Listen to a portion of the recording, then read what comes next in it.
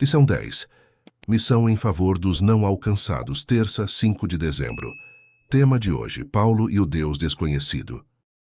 Paulo não menosprezou a falsa religião ou os falsos deuses dos atenienses.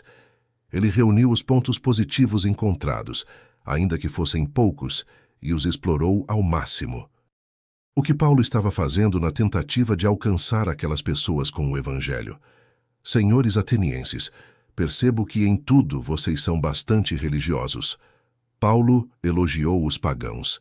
A religião deles era equivocada, mas Paulo elogiou a devoção sincera deles. Caso fossem humildes, Deus poderia alcançá-los com a verdade. O que Paulo estava fazendo na tentativa de alcançar aquelas pessoas com o Evangelho? Senhores atenienses, percebo que em tudo vocês são bastante religiosos. Paulo elogiou os pagãos.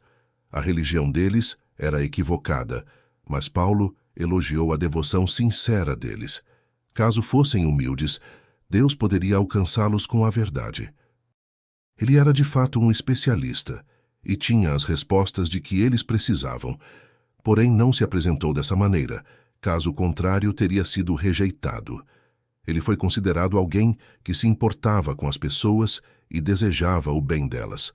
Ao comentar sobre a inscrição ao Deus desconhecido, Paulo aproveitou o que poderia ser visto como um ponto em comum. Eles acreditavam em deuses, o que era um ótimo começo. Alguns na época não eram adeptos dos ídolos, e ele pôde abrir o caminho para uma conversa mais profunda. Ele não zombou da ideia negativa de um altar para um Deus desconhecido. Em vez disso, apreciou e admirou um povo que se importava o suficiente com as coisas espirituais, a ponto de se esforçar para adorar algo que eles nem conheciam, caso estivessem deixando de lado algum Deus. Eles estavam equivocados, claro, mas isso poderia ser abordado.